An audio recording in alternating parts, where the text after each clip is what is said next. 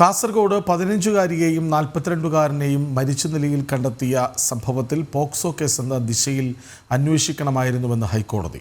അന്വേഷണത്തെക്കുറിച്ച് വിശദീകരണം നൽകാൻ സർക്കാരിന് ഹൈക്കോടതി നിർദ്ദേശം നൽകി.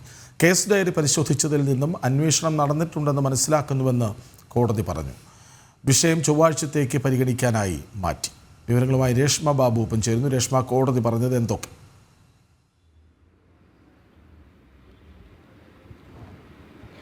കൃഷ്ണരാജ്, ഈ കാസർഗോഡ് 15 വയസ്സുകാരെയും അതോടൊപ്പം തന്നെ 42-കാരനെയും മരിച്ച നിലയിൽ കണ്ടെത്തിയ സംഭവത്തിൽ അന്വേഷണത്തിന്റെ വിശദാംശങ്ങൾ രേഖാമൂലം നൽകാനായിട്ടാണ് ഹൈക്കോടതി നിലവിൽ പോലീസിന് നൽകിയിട്ടുള്ള നിർദ്ദേശം. അതോടൊപ്പം തന്നെ ഇന്ന് ഉച്ചയ്ക്ക് ശേഷം ഈ വിഷയം പരിഗണിച്ച വേളയിൽ ജസ്റ്റിസ് ദേവൻ രാമചന്ദ്രൻ ഉൾപ്പെട്ട ബെഞ്ചിന്റെ ഭാഗത്തു നിന്നും ചില കാര്യങ്ങൾ കൂടി വ്യക്തത വരുത്തുകയും ചെയ്തിട്ടുണ്ട്. അതായത് കേസ് ഡയറി, അതായത് 2 കേസിന്റെയും കേസ് ഡയറി പോലീസ് അന്വേഷണ ഉദ്യോഗസ്ഥൻ രാവിലെ തന്നെ ഹൈക്കോടതിയിൽ ഹാജരാക്കിയിരുന്നു. ഇത് പരിശോധിച്ച സമയത്ത് മോശമായതൊന്നും കണ്ടിട്ടില്ല. അതായത് അന്വേഷണം നടന്നിട്ടുണ്ട് എന്നാണ് മനസ്സിലാക്കുന്നത്. അതോടൊപ്പം തന്നെ പോക്സോ കേസ് എന്നുള്ള ദിശയിൽ ഈ അന്വേഷണം നടത്തണമായിരുന്നു എന്നുള്ള വിലയിരുത്തലും ഹൈക്കോടതിയുടെ ഭാഗത്തുനിന്നും ഉണ്ടായിട്ടുണ്ട്. പോലീസിനെതിരെ വിമർശനം ഉന്നയിച്ചിട്ടില്ല. പക്ഷേ കുട്ടിയുടെ കുടുംബത്തിന്റെ ഭാഗത്തു നിന്നും കൊണ്ടാണ് സംസാരിച്ചതെന്നും ഹൈക്കോടതി എടുത്തു പറയുകയും ചെയ്തിട്ടുണ്ട്. എന്തായാലും ഈ അന്വേഷണവുമായി ബന്ധപ്പെട്ടുള്ള എല്ലാ വിശദാംശങ്ങളും രേഖാമൂലം തന്നെ സമർപ്പിക്കണമെന്നുള്ള ഒരു നിലപാട് തന്നെയാണ് ഹൈക്കോടതി സ്വീകരിച്ചത്. അതോടൊപ്പം തന്നെ ഈ 15 വയസ്സുകാരി എന്നുള്ളത് ഒരു പ്രായപൂർത്തിയായിട്ടുള്ള സ്ത്രീയുടെ അവരെ കാണാതായതിന്റെ അടിസ്ഥാനത്തിലുള്ള ഒരു അന്വേഷണം എന്നുള്ള രീതിയിലാണ് പോലീസ് മുന്നോട്ട് കൊണ്ടുപോയത്.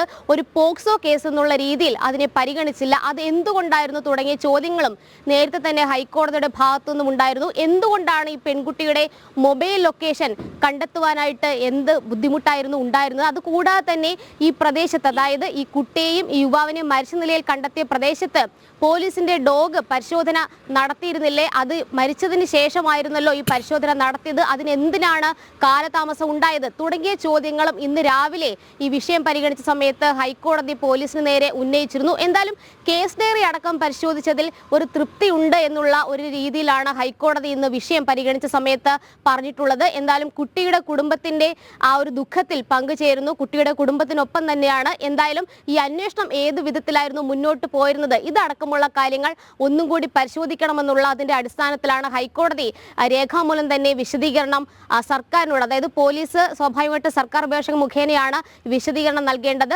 ചൊവ്വാഴ്ച ഈ വിഷയം ഹൈക്കോടതി വീണ്ടും പരിഗണിക്കുന്നുണ്ട്. എന്തായാലും ഇതിന്റെ യാഥാർത്ഥ്യം അറിഞ്ഞതിന് ശേഷമേ ഈ കുട്ടിയുടെ മാതാവ് നേരത്തെ തന്നെ ഹൈക്കോടതിയിൽ സമർപ്പിച്ച ഹേബിയസ് കോർപ്പസ് ഹർജി അതിന്റെ തുടർ നടപടികൾ അവസാനിപ്പിക്കൂ എന്നാണ് ഹൈക്കോടതി നിലവിൽ സ്വീകരിച്ചിട്ടുള്ള നിലപാട്. അതിന്റെ അടിസ്ഥാനത്തിലാണ് കേസ് ഡയറി അടക്കം ഹാജരാക്കാനായിട്ടും ഒപ്പം തന്നെ അന്വേഷണ ഉദ്യോഗസ്ഥൻ നേരിട്ട് ഹാജരാക്കണമെന്നുള്ള നിലപാട് ഹൈക്കോടതി കഴിഞ്ഞ ദിവസം സ്വീകരിക്കുകയും അതിന്റെ അടിസ്ഥാനത്തിൽ അന്വേഷണ ഉദ്യോഗസ്ഥൻ ഇന്ന് ഹാജരായിക്കൊണ്ട് വിശദീകരണം നൽകുകയും ചെയ്തത്. എന്തായാലും നിലവിൽ ഒരു രേഖാമൂലമായിട്ടുള്ള ഒരു സ്റ്റേറ്റ്മെന്റ് കൂടി ഫയൽ ചെയ്യാനായിട്ടാണ് പോലീസിന് ഹൈക്കോടതി നൽകിയിട്ടുള്ള നിർദ്ദേശം. കൃഷ്ണരാജ്. രേഷ്മ ബാബുവാണ് വിവരങ്ങൾ നൽകിയത്.